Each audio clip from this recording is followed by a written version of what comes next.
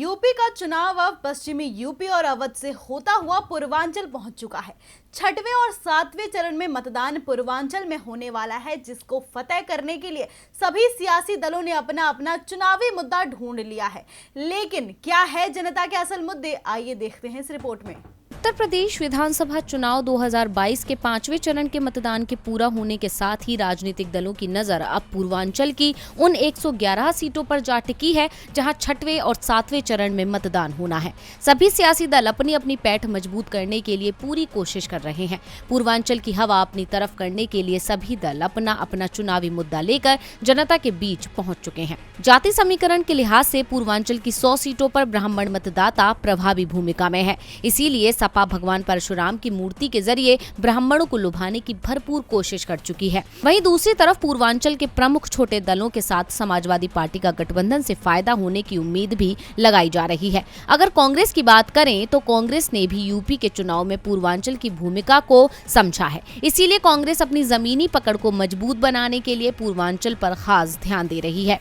कांग्रेस महासचिव प्रियंका गांधी वाड्रा ने पूर्वांचल को फोकस करते हुए कई जगहों से जनता को संबोधित किया और बीजेपी पर जमकर निशाना साधा। बात अगर बसपा की करें तो इस बार पूर्वांचल में बसपा की पकड़ ढीली पड़ती दिखाई दे रही है। पूर्वांचल के जातीय समीकरण में देखा जाए तो दलित मतदाताओं पर जहां बसपा की मजबूत पकड़ मानी जाती थी, लेकिन पिछले चुनावों में दलित मतदाताओं का काफी रुझान बीजेपी की तरफ रहा। अगर इस बार भी ऐसा हुआ तो बसपा को पूर्वांचल से बड़ा नुकसान हो सकता है। वहीं बीजेपी की बात करें तो बीजेपी पूर्वांचल में जीत दर्ज करने के लिए विकास का मुद्दा लेकर जनता के बीच पहुंची है। एक्सप्रेसवे गोरखपुर एम्स गोरखपुर में कारखाने को चुनाव में भुना रही है।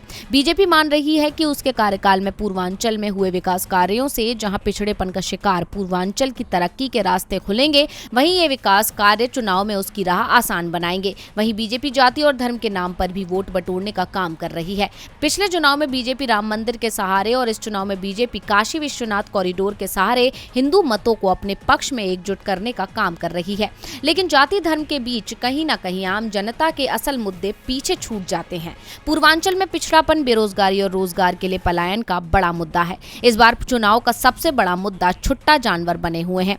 पूर्वांचल की बड़ी आबादी किसानों की है। वही ये किसान अपनी फसल को बचाने के लिए आवारा पशुओं से जूझ रहे हैं। जबकि सरकार ने गौशाला तो बना दी है, लेकिन फिर भी बड़ी संख्या में छोटा पशु सड़कों पर घूम रहे हैं, जो रात में किसान की फसल को भारी नुकसान पहुंचाते हैं। समाजवादी पार्टी से लेकर कांग्रेस तक इस मुद्दे पर बीजेपी को घेर रही है और ये दावा कर रही है कि इस बार बीजेपी को पूर्वांचल में करारी हार मिलेगी। हालांकि इस इलाके में अगर इस बार छुट्टा जानवर मुद्दा रहे तो यहाँ अपराध ही बड़ा मुद्दा है। ऐसे में बीजेपी इन अपराधियों पर लगाम लगाने का दावा करती है। अपराध और माफियाओं को कम करने का मुद्दा उठाकर छुट्टा जानवर बनाम अपराधी के मुद्दे को हवा दी जा रही है। इस बार जो इन सारे मुद्दों का समाधान निकालेगा वही पूर्वांचल पर राज करेगा।